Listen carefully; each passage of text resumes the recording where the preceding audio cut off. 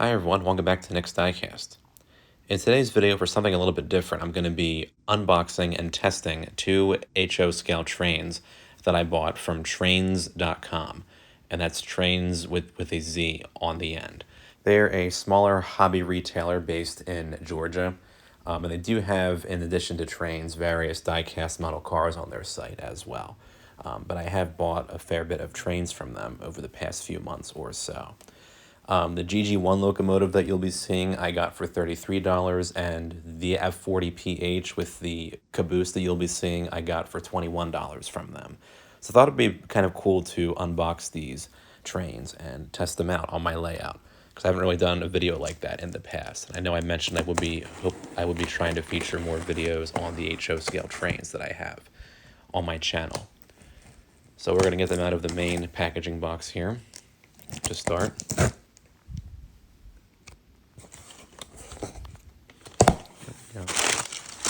I'm guessing this is the GG1 on top here. This GG1 did not come with the original box. It was sold loose, but not a big deal because I do have some shelf space for locomotives. So there's that. And there's the F40PH made by Lifelike. I always liked the 1990s Lifelike boxes. Looks cool. We'll get these out of their packaging next. Alright, we got these both out of the packaging box. Now we will get them removed from their own packaging. Obviously the GG1, which you can't see in this membrane of bubble wrap, this came loose. It did not come with its original box. This is made by a brand called Riverossi. And then, of course, Lifelike made this Amtrak F40PH along with the caboose, which, although it says authentic matching caboose, Amtrak never actually had a caboose like this. They did have the maintenance cabooses, but those were, of course, painted in like a bright pumpkin orange with black roofs. They weren't, in the Amtrak paint scheme that you typically see, which is the silver, or at least what you saw back then, which was the silver with the blue and red pointless arrow logo with the Amtrak name above it. And then in the case of the F40PH, this was an actual unit that did run with Amtrak and actually still runs with Amtrak as a non-powered control unit. But this is how this locomotive would have looked back in the late 1970s, early 1980s or so. And the GG1 that we will be opening up, that was also an actual unit, or this model was also based off an actual unit that Amtrak did run in the 1970s. I think we'll start by getting out the Riverossi GG1 from this, once again, this membrane of packaging here. Trains.com did say that both of these were not tested. Both of these locomotives were not tested. So I will be testing them out next once I get them removed from their packaging. But we'll see how the Riverossi GG1 looks. I might have to use like a knife or scissors or something to get this tape off. We'll see. I'm just going to cut it open because I'll be here all night if I don't. I see where the GG1 is. I'm not just going to like jab this in there. But we'll see how many layers of bubble wrap this actually is. So I got that off. As much of a chore as this is to open up, I am glad that Trains packed it as nice as they did. Because this is one of those locomotives that's rather fragile, I say as I rip this apart. Yeah, I have the GG1 now. You'll see. You can kind of see it through here, actually. All right. It looks like I can just unravel it. Like so. There we go. This did have the... Look at that. I love the Amtrak paint scheme on these GG1s. The GG1 was originally ran with the Pennsylvania Railroad. They were all built in the late 1930s, I think into 1940 or so. I forget the exact number that were made. But they were run from the late 1930s until the early 1980s. Amtrak last ran them in 1980, and then the remaining GG1s that were still in use at that time went to New Jersey Transit. And there are a few GG1s that are still preserved today in various railroad museums and whatnot, but none are in operating condition, unfortunately. But they have been preserved, which is really cool to see. This did have the broken coupler. I love how they saved all the pieces. They even, in the listing photos for this locomotive, they actually put a picture of the broken coupler pieces with the locomotive. So obviously I might not even put on a second coupler because I only really need one. I might put on a second type of coupler to run with my passenger cars that have the knuckle coupler variety. This coupler is called a horn hook coupler. It's kind of a more plastic coupler. Doesn't look as realistic as the real life knuckle couplers, but still does the job. So, but wow, this looks actually pretty good. Not sure when this would have been made. Does it say made in Italy? It does. That's where these Rivarossis were actually made. These are the pantographs that you would, of course, have seen raised up on the real-life running locomotive. These would, of course, attach to the overhead wires as it was running, but these should just clip down. Perhaps they don't clip down. I'll have to... But usually one would be raised up and the other one would be actually lowered down on the locomotive as it was running. All right, so this one I was able to get lowered. Decent deal, I think, for $30-some. We'll see if it actually runs, of course, but for an out-of-production HOGG1, I thought that was a really good price that I got it for. But I wonder if I can close this up. Not sure. I'll mess around with it later. In the meantime, we have this F40PH locomotive with the caboose by Lifelike. And again, the authentic matching caboose, not really true because Amtrak never had a caboose like this, but it does look good with this particular HO scale model. And this is actually a piece of styrofoam. It's not like a imperfection on the paintwork or anything like that, but the one side, all right, this is taped shut. But here's the box. This was Lifelike's 1990s style of box that they use. It has the, of course, the deluxe locomotive up top there. HO scale, working headlight, gear driven, lifetime limited warranty. But here's the back of the box. Gives you some tips on weathering. And these are the 3 types of locomotives that Lifelike made for this deluxe locomotive series. And here's how the motor and everything works. Let's get this opened up. Here's the caboose. See if this will just slide out without having to open up the other side. And the locomotive. So we got the locomotive first. They're always tightly packed, these styrofoam things, but this looks like a brand new locomotive. Did say there was some wear on the wheels, so it probably has been previously run. Yeah. So what's interesting is that the power is picked up in the front, and then it goes to the back here. And this actually has traction tires on it, so these stick better to the track. But this looks really nice. This is the Amtrak Phase 2 paint scheme that was seen in the mid-1970s through the early 1980s or so. And 229 was an actual unit that ran with Amtrak. And today it's actually still used, but it's a non-powered control unit. So it no longer has a motor, and they actually have a baggage section with like a door in the center part, but they did keep the cab and the controls. So in a way it does live on, I guess we should say, today. But this Lifelike model does look decent. A lot of Lifelike is sort of similar to like Motor Max in terms of 1/18 scale models as far as quality and detail goes, where they weren't really the best, but they did have some surprises in terms of some of the replicas that they made. And Lifelike is no longer around. I think they ceased operations in 2006 or something like that. But the caboose looks pretty good as well. Nice looking silver with the Amtrak logo and inscription and the 852. This is a steel-sided caboose. Not actually steel for the model. It's made out of plastic, but it would be based off a caboose in real life that was of similar construction. You have the ladder and the wheel, or the brake wheel on the side as well. So there's the Amtrak haul from trains.com that I got. Now we will go ahead next and see if these units run. All right, got the GG1 here on my HO scale layout. I have shown the layout a few times in the past in different videos. I will do a video in the future where I do kind of a more thorough tour of the layout, along with the other HO trains that I have as well. But I was able to get the pantograph lowered on the one end. It does only have the one coupler, but it seems pretty strong. So I'm just going to leave it with just the one coupler and then hope that it's able to run well in this direction. We will see if this runs. I do use the conventional DC power as opposed to the DCC power, but we will see if this thing runs. So we'll turn on the power here and the main power. See if she runs. Wow. She started right up. I'm kind of surprised at this.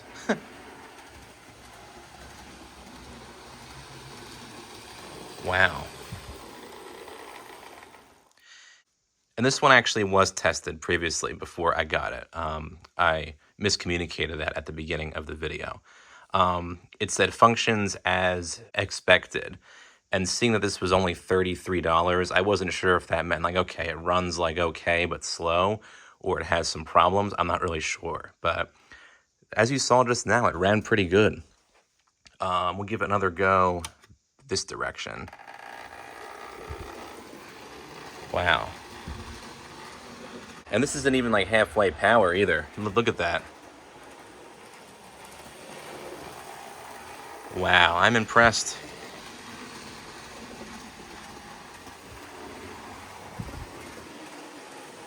That is a fast runner too. Light works pretty well too. Wow. That is really cool. Looks good in the Amtrak livery too. I know a lot of people aren't a fan of that livery on the GG1, but I happen to like it. We'll see how it runs with some passenger cars next. All right, here's the GG1 with 3 Amtrak passenger cars. These passenger cars are made by Athearn, which is another, I think, good brand in terms of HO scale trains. But I figured I would start with just these 3 to see how the GG1 pulls them along. So let's see. Oh, a little bit of an issue here. Let's see if it... Huh. That's interesting. The wheels are a bit tough on these 3 passenger cars, but I didn't think it'd be this tough for the GG1 to pull them like that. Alright, it's doing a little bit better.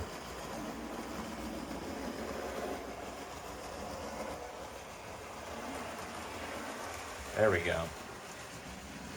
Oh. Not sure if it's like a traction issue or what's going on, but...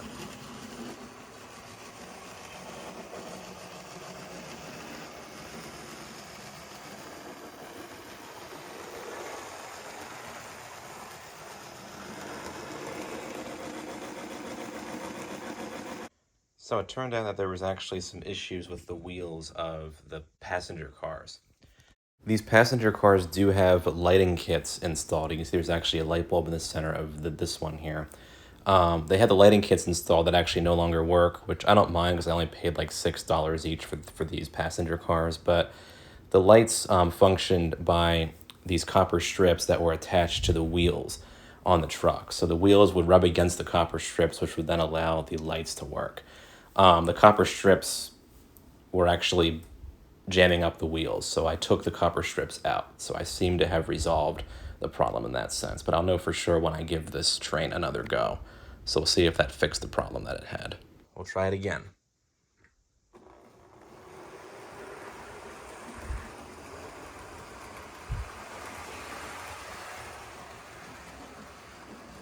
There we go.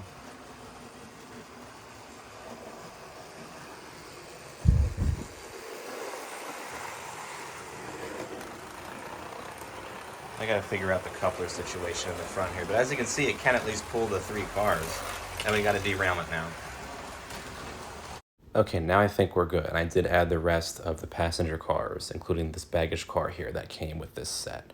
So we will now see if this GG1 can pull all of them. This passenger car set is pretty new to my collection as well, so I did have to work out various problems with it, but I'm glad I'm able to work all this out at the same time with the locomotive too. So we'll see now if the locomotive can pull the whole passenger set. There we go.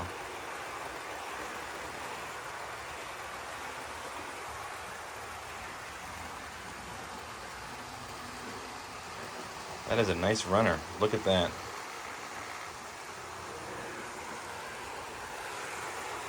Give it a bit more speed. These were actually pretty fast in real life. Wow.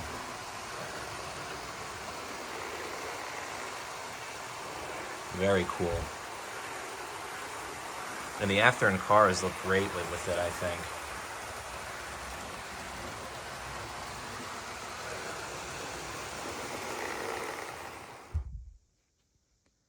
Just like the actual one, we'll raise up the pantograph a little bit.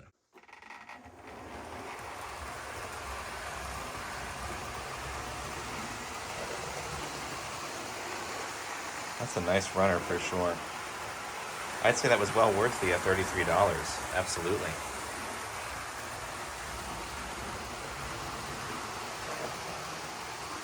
Wow.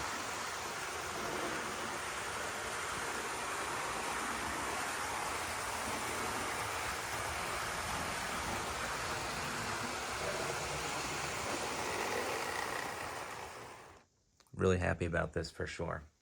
Now we'll see if that lifelike locomotive runs next. All right, up next we have the lifelike F40PH, number 229. We'll see if this one runs. Nothing.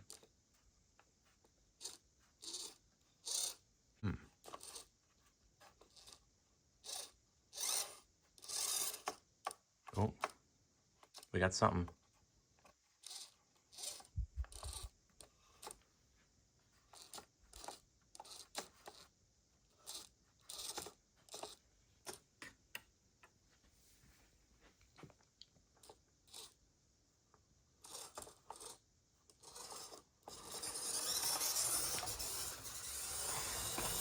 Ooh. Well, that thing spurted to life and ran into the back of those passenger cars. Luckily, nothing was damaged, in spite of how loud that was. Next, we'll see how this runs with the Athearn set.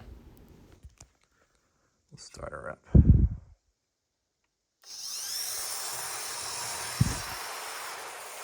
There she goes. Wow.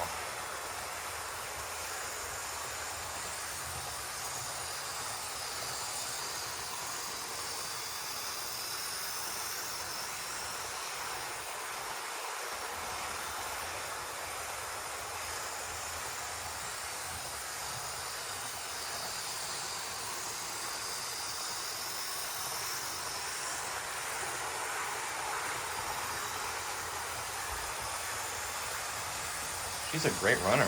Look at that.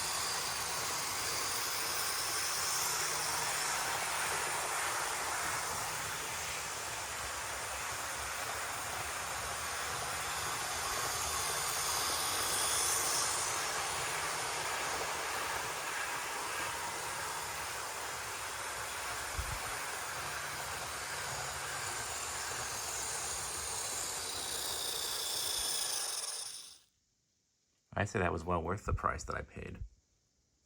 And the caboose was definitely a nice bonus as well, even though this wasn't actually based off a real life caboose. But it does certainly look good with the F40PH, I think, for sure. But wow, I'm definitely impressed with how both this and that GG1 ran. It just goes to show you that you never know what to anticipate when paying, lower prices for HO trains that look like they're good, but you never know how they were treated before you got them or what their overall operating condition will be. Well, I hope you guys enjoyed this video where I unboxed and tested out these two Amtrak locomotives that I got from trains.com. I do hope to post some more model train related videos on my channel. And yeah, feel free to comment down below with your thoughts on this video and also your thoughts on me posting more model train videos in the future on the channel. And don't forget to subscribe to my channel. Thanks for watching.